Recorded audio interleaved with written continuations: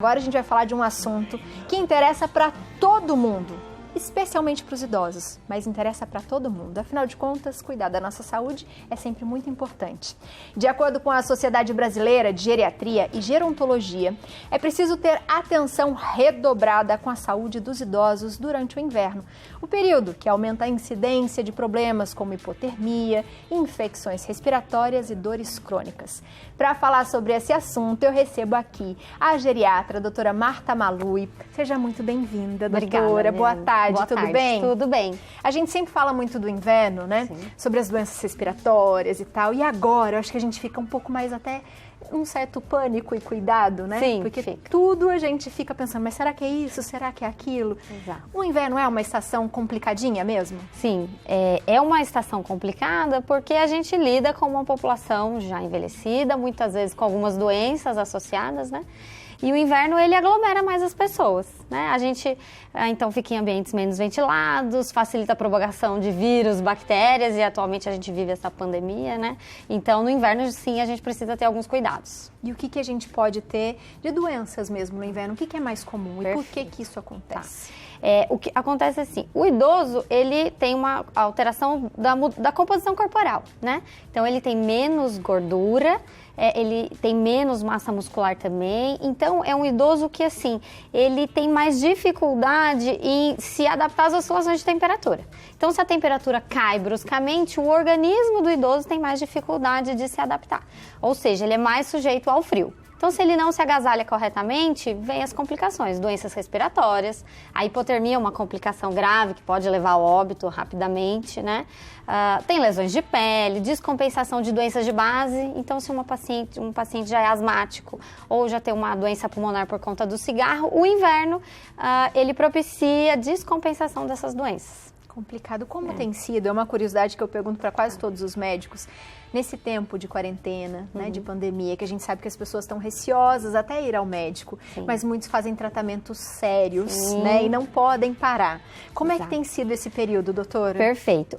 Assim, mesmo na pandemia, a gente precisa continuar se cuidando. Então, não é para deixar de se cuidar. E se você precisa fazer um acompanhamento médico regular, mantenha esse acompanhamento. Muitos médicos, né, têm aí o suporte da telemedicina, né, que pode manter a orientação.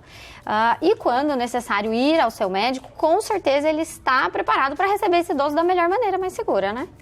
Então, assim, não pode deixar de tratar.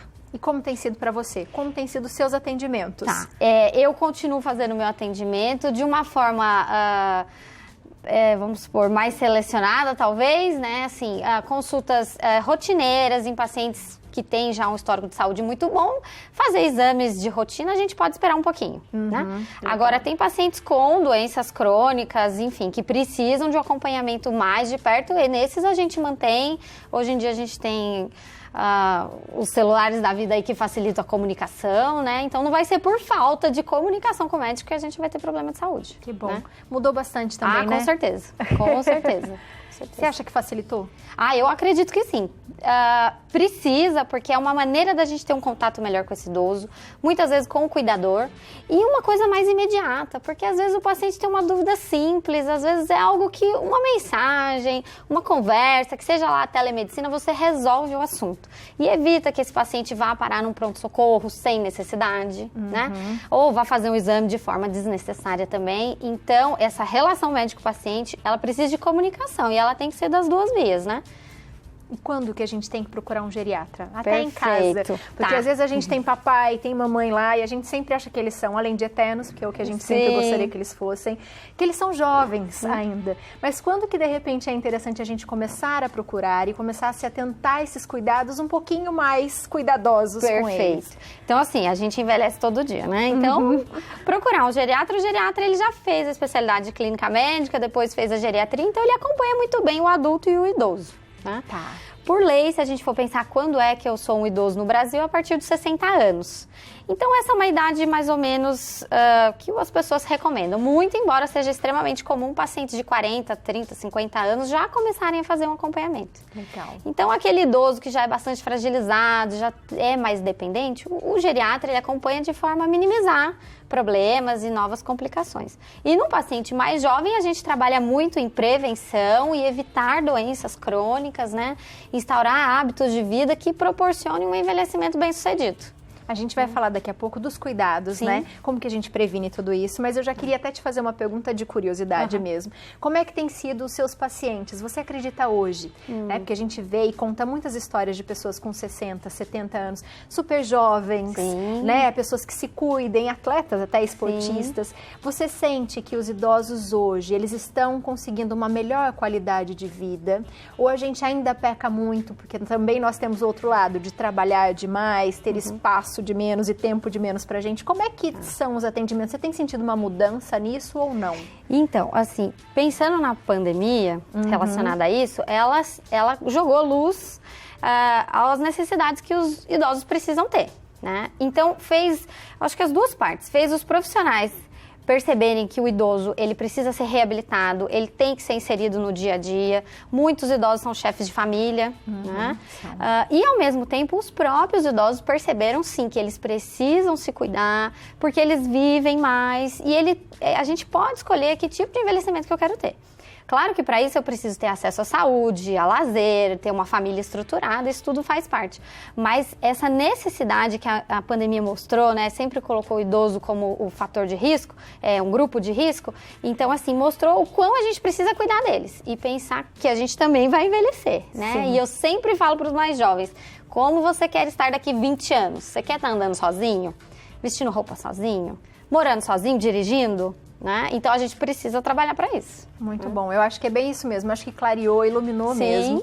E de uma certa forma a gente também deixou o idoso, a pessoa, né? Como eu falo, os mais experientes, de 60 a mais, com aquele coisa assim, poxa, vocês estão me menosprezando, quer dizer que tudo é por minha culpa agora? E não é, e né? não é assim, exatamente. Né? E nós também vamos passar, todas as pessoas vão passar por isso. Com certeza. Você viu, você vai envelhecer. Se você ainda não tem os seus 60 anos ou mais, calma que você vai chegar lá. E para chegar bem lá, a gente tem que se cuidar, não é, doutora? Com certeza. Aqui, o que você trouxe pra gente, que eu achei a coisa mais fofa, a nossa bancada aqui. Se você quiser vir, pode vir mais pra cá também. E me conta o que você trouxe aqui pra gente explicar como é que a gente se previne. Vamos lá. Então, é uma bancada pensando nos cuidados com o frio, né? Então, vou começar pertinho aqui de mim. Sol e exercícios é importantíssimo a gente tomar sol. Sol faz bem. Quanto tempo por dia, doutora? Olha, uns 15 minutos por dia de sol de verdade. Seja nos braços, nas pernas, enfim. É o suficiente, eu não preciso, né, ficar deitada no sol, não. E lembrar também de sol ambientes bem ventilados. Né? Então, ambiente arejado não é para ninguém ficar em corrente de vento, mas o ambiente tem que estar bem arejado. Exercício físico é importantíssimo, a gente sempre deve praticar atividade física, independente da estação do ano, porque a gente precisa tomar o cuidado. Então, se está num dia muito frio, eu consigo fazer uma atividade indoor, melhor. Certo. Né? Mas sempre fazer atividade física. Se a gente seja uma caminhada, Sim. se você tem uma casinha maior, você dá uma voltinha em volta da casa. Tem espaço, fazer exercício em casa hoje em dia, né? A gente não tem academia para ir. Então, alguma atividade é importante. Com certeza. O que mais, doutora? Vamos lá. Cremes hidratantes para a gente proteger a pele, né? A gente precisa hidratar a pele. A pele é uma barreira de proteção, né? Para doenças, para o frio, para o calor, né? Então, manter a pele bem hidratada é fundamental. A gente consegue isso. Você vir mais para cá, para você ficar de frentinho aqui para ele. Pronto. A gente consegue hidratação através da boa ingesta de água. Então, a água é fundamental.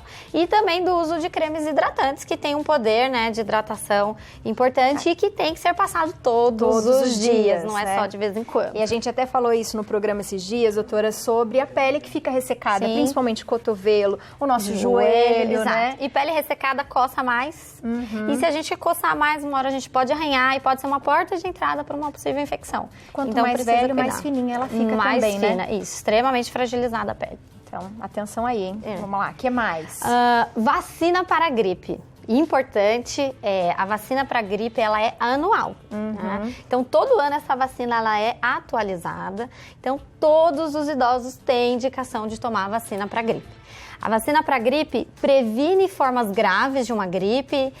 Pacientes que já têm uma doença pulmonar ou uma doença cardíaca, eles têm menos chances de irem para o hospital e virem a falecer em complicação dessas doenças, quando são vacinados. Então, sem teimosia em casa. Tem que vacinar. E se até hoje não foi tomar a vacina influenza desse ano, vá em busca da vacina, porque ela está disponível. Para você, né? Exato. Exato. Primeiro para você até. Em seguida, a gente tem sobre alimentação. E ali tem um prato demonstrando uma sopa, né? Uma xícara de chá. Então, a sopa, a xícara de chá, é uma forma da gente aquecer o nosso corpo, né? Então, uma comida mais quente nos dias frios, ela, além de ser agradável, ela ajuda o corpo a manter uma temperatura ideal. Isso tem é bastante importante. nutriente, Sim, né? tem que ter bastante nutriente. Ficar atento, né? O chá é uma forma de hidratação, como eu falei, de beber água. E nas sopas, lembrar, quanto mais variada ela for, melhor. Então, é importantíssimo que tenha fontes de proteína na sopa também. Então, a proteína ou vai estar na carne, ou vai estar no ovo, né? E tem que ter. Idoso gosta muito de sopa. Muitos preferem à noite eu só como sopa. Ok, mas que seja uma sopa rica nutricionalmente. Forte. E nos dias mais frios, uma sopa mais quente faz bem também. Com certeza. É sempre bom, bem-vinda. Você dorme mais levezinho, com a barriguinha quentinha. Eu falo que sopa deixa a barriguinha quentinha e é sempre bom. É verdade, é verdade. E ali em seguida a gente tem sobre as roupas, como eu comentei anteriormente, o idoso ele tem uma composição corporal diferente do adulto.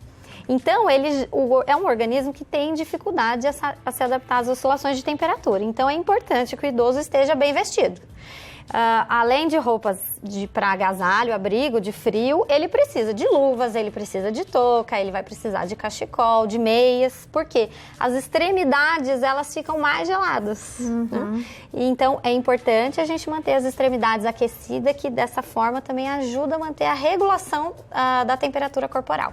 Então, assim, são cuidados básicos, que são viáveis à maioria da população. Para todas as idades, né?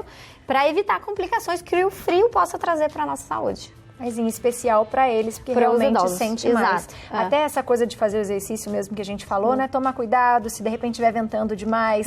Levar um agasalho, mesmo que seja para ficar fora de casa. Exatamente. Né? No quintal. E é importante, pensando nos idosos dependentes. Então, os idosos acamados, aqueles que já têm alguma falha de comunicação, uma demência avançada, são idosos que eles podem não falar corretamente, eu tô com frio. Então, o cuidador tem que estar atento aos sinais, né? E para isso, a gente manter essa rotina de alimentação, banho de sol, o agasalho, um banho quente, na hora de tomar banho, a gente já pega todos os itens do banho, já deixa separado, janelas fechadas. Então, assim, o idoso ele fica menos exposto ao frio. Então, isso serve para o idoso ativo e independente. E a gente tem que pensando nos cuidadores dos idosos dependentes, que precisam ter essa atenção toda aí. Essa atenção toda. Em relação ao frio. Envelhecer bem é possível, com né? certeza, com certeza. Tomando esses cuidados todos, melhor ainda. Melhor ainda. Se a gente cuida de alguém em casa, que seja o avô, que seja o pai, ter esse cuidado, né? De ficar atento mesmo. Parece bobeira, mas uma porta fechada, uma janela fechada, né? Ajuda muito nessa época. E abrir a porta e a janela também para que respire, o ar circule também é importante, né, doutora? Exato, isso mesmo, Biane. Muito bom, obrigada por hoje. Imagina, obrigada. Volte eu que agradeço. Sempre.